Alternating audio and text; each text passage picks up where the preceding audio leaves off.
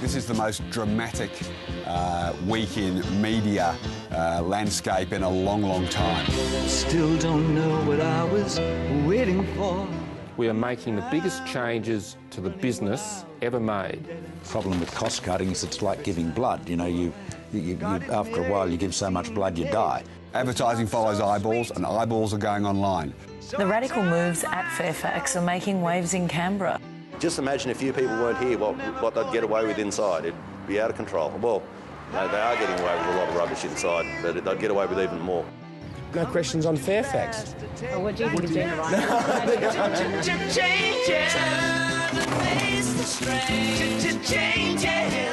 The nation's leaders care about the job cuts. Possibly the beginning of the end for the print newspaper, which is a very sad day.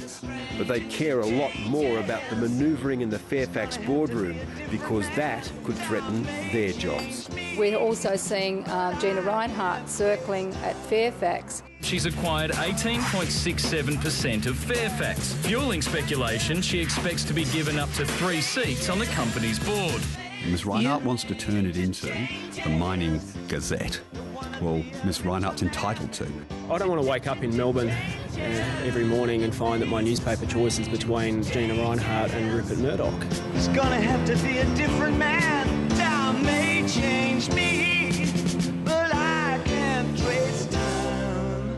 I think it's pretty fair to say that Ms Reinhart and her spokesman, Mr Singleton, have made it very clear that they don't respect a charter of independence.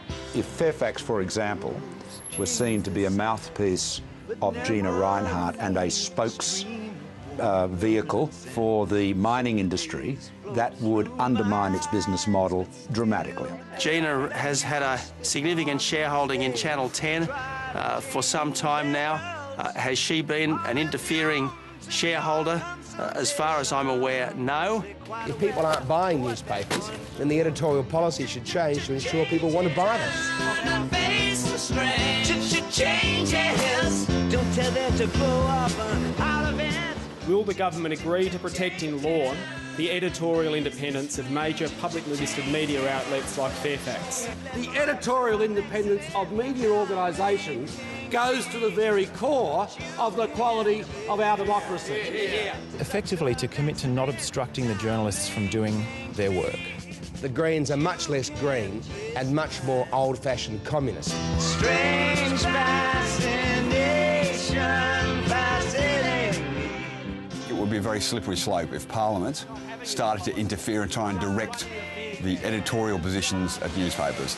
Whilst there are Senate doorstops and we are willing to front the cameras, I'm sure that there will be plenty of accountability. I think it's a good thing that at least someone is prepared to support Fairfax financially at what is for them a difficult time. I would think there are a few people out there who'd be very grateful that Mrs Reinhart is actually taking a chance on them. I wouldn't be putting money betting that there'll be print newspapers during the week in 5 years' time. That time may change me, but I can't trace